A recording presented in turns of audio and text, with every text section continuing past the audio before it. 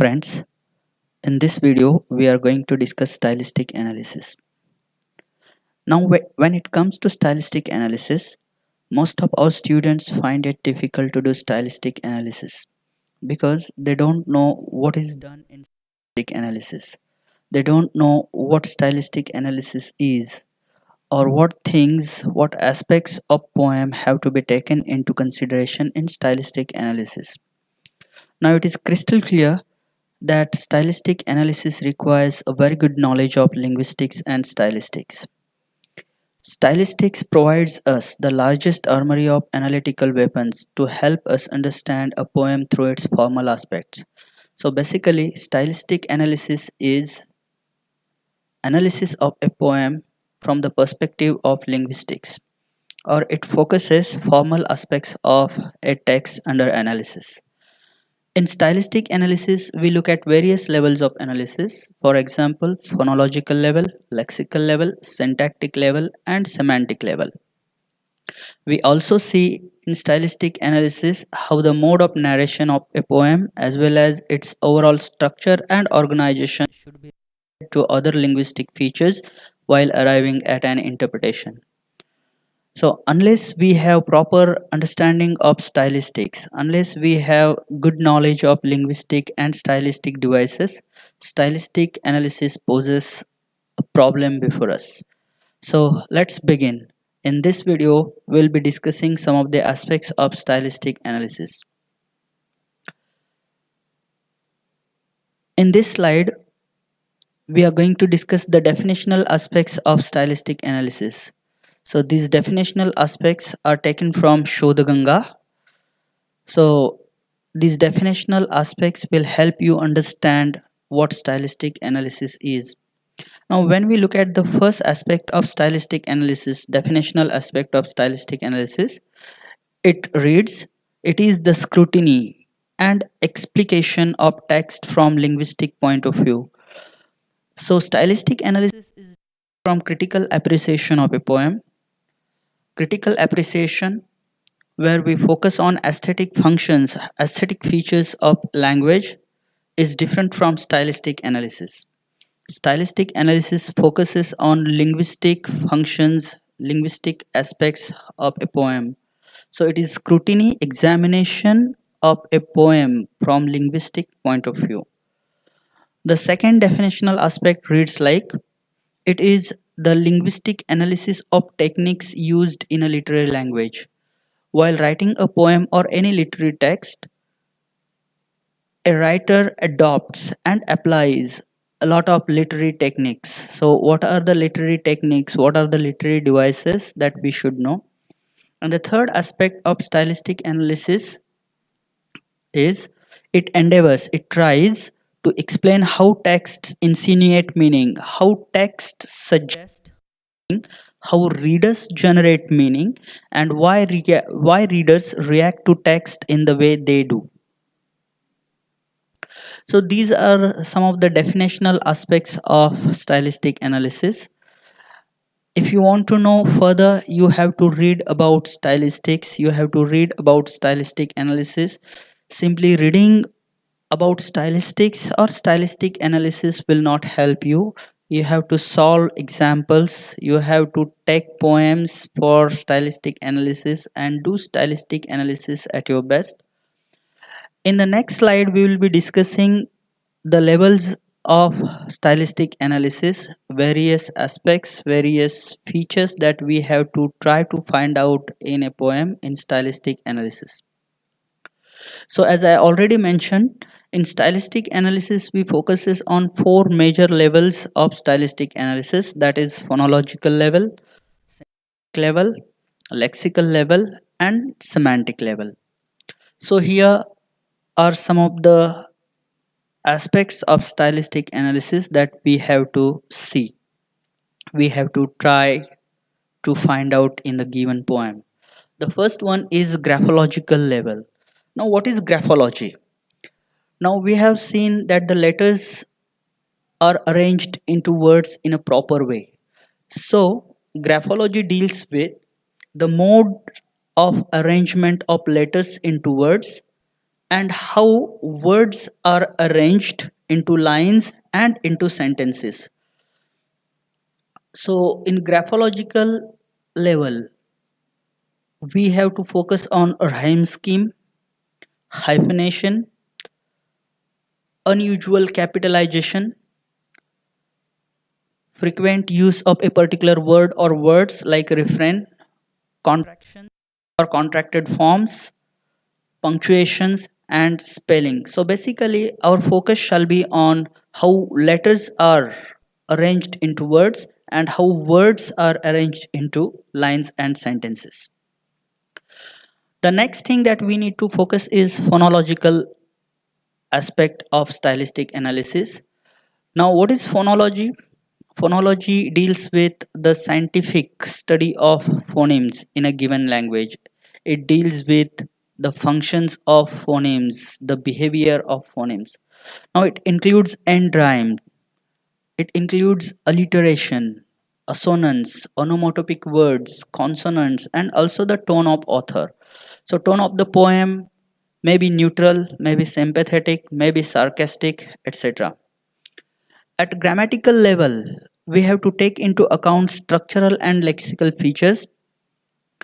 So we have to focus on word classes or parts of speech, for example, nouns to interjections, use of vowels, coinages, unfamiliar expressions, connotations, colloquial references, and compounding.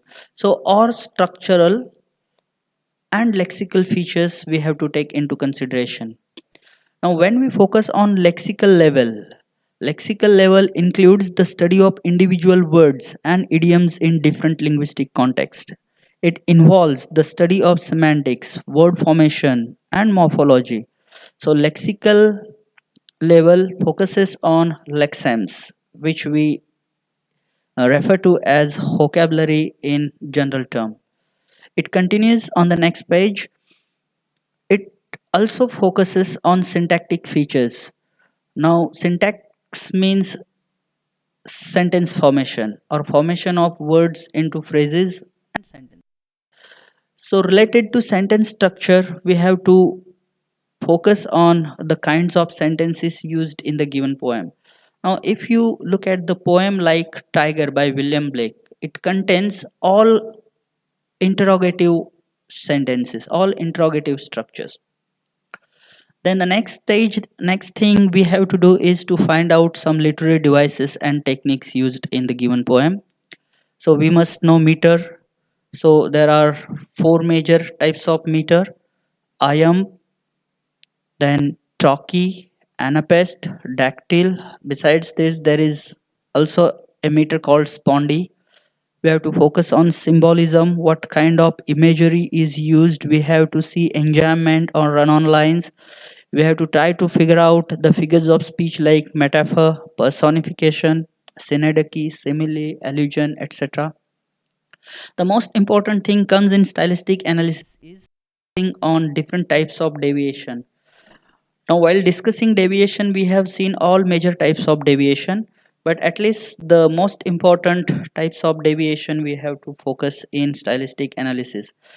It does not mean that each and every poem will contain each and every type of deviation or all types of deviation. Some types of deviation may be present in a given poem or may not be present. So we have to keep our eyes very alert. So we have to see graphological deviation. Now, what is graphological deviation? As I referred earlier, graphological deviation simply means departure from conventional modes of arrangement of letters into words and of words into lines and into sentences. So the traditionally set parameters of writing letters, arranging letters into word or words into lines or into sentences are violated. Now, orthographic deviation deals with standard spelling. Sometimes when it comes to our spellings, we write the spelling of photo like FOTO instead of writing PHOTO. So orthographic deals with deviation from standard spelling. Then we have morphological deviation. Now, morphology is the study of word formation or the structure of words. Now, here we have seen various types of morphological processes. So, affixation is there, conversion is there, compounding is there. So, we have to focus basically on all these types of morphological processes, because in some poems you may come across very strong lexical, very strong morphological features. So we have to focus on that. Then we have to focus on syntactic deviation. Now, what is syntactic deviation? So syntax basically refers to the study of the rules of sentence formation, how words and phrases combine to form sentences. So as I mentioned, sometimes kind of sentences used in a poem may be of a particular kind, or sometimes a figure of speech like inversion, which deals with syntactic deviation, may also be used. So we have to focus on that also. Then we have to focus on lexical deviation. So lexical deviation basically deals with words of a particular language.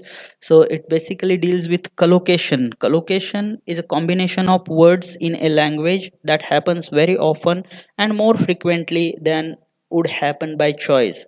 So some words are used in the context of a particular sequence of words, or we have to take into consideration selectional restrictions or subcategorization.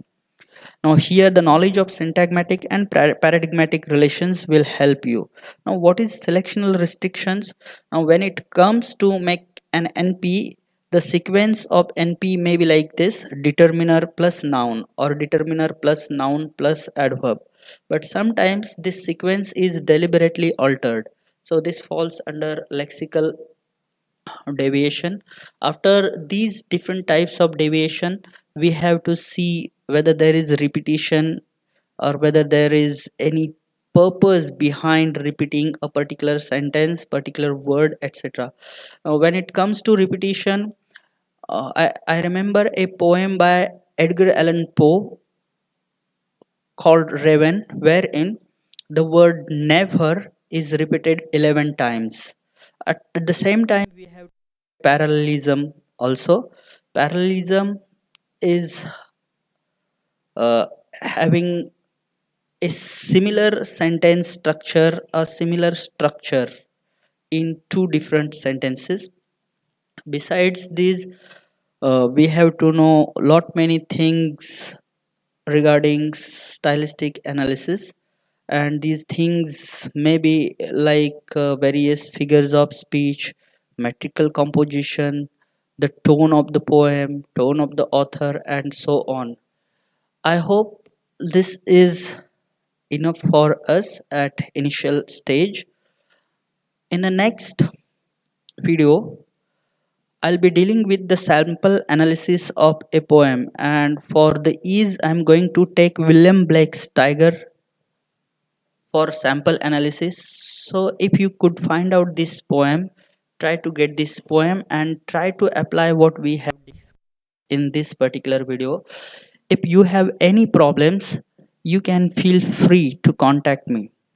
So I hope this video will help you to do stylistic analysis. If you have any queries,